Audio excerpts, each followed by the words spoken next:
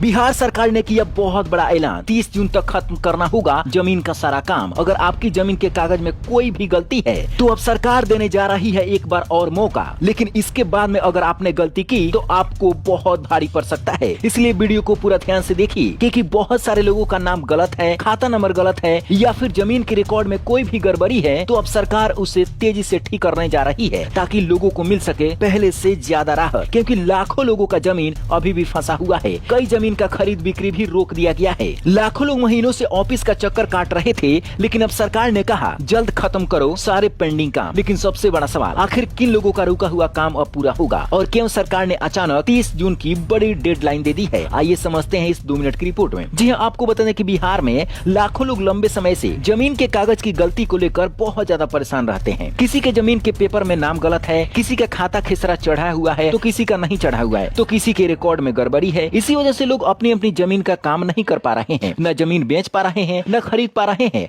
न बैंक से लोन ले पा रहे हैं। और सबसे बड़ी परेशानी, लोग महीनों से सीओ ऑफिस के चक्कर काट रहे हैं। अब बिहार सरकार ने इस पर बड़ा फैसला लिया है। राजस्व मंत्री दिलीप जायसवाल ने अधिकारियों को साफ आदेश दे दिया है कि 30 जून तक जमीन के कागज से जुड़े सारे लंबित काम तेजी से पूरे किए जाएं। सरकार के मुताबिक 35 लाख से ज्यादा आवेदन अभी तक रुके पड़े हैं, यानी लाखों लोग अपनी जमीन की गलती ठीक कराने का इंतजार कर रहे हैं। इससे आम आदमी का बहुत ही ज्यादा फायदा होगा, चाहे वो गरीब हो अमीर हो। अब सरकार ने कहा है कि इन सभी कामों को तेजी से निपटाया जाए ताकि लोगों को राहत मिल सके। इसके अलावा 6600 जमीन रिकॉर्ड सुधारने का काम भी जल्द पूरा किया जाएगा। अब बात करते हैं जमीन मापी की। मंत्री ने खुद कहा है कि अगर जमीन की नापी में देरी हो जाए तो लोग आपस में लड़ने लगते हैं, झगड़ने लगते हैं, कहीं मारपीट होती है तो कहीं गोलीबारी तक नौबत आ जाती है। अभी बिहार में 48,000 से अधिक जमीन मापी के मामले रुके पड़े हैं। अब सरकार ने कहा है कि जरूरत पड़ी तो बाहर से लोगों की मदद लेकर भी इन कामों को जल्द पूरा किया जाएगा। सबसे चौंकाने वाली बात ये रही कि मंत्री ने खुद कहा है कि कुछ जमीन माफिया और विभाग के लोग मिलकर जमीन के पुराने कागज गायब कर देते थे, रजिस्टर के पन्ने तक फाड़ दिया जाता था, जिससे बाद में बड़ा विवाद खड़ा हो जाता था। लेकिन अब सरकार ने बड़ा डिजिटल कदम उठाया है। पूरे बिहार के 33 करोड़ जमीन रिकॉर्ड को स्कैन करके ऑनलाइन अपलोड किया जा चुका है। यानी अपनी जमीन का कोई भी कागज अगर आप पुराना देखना चाहते हैं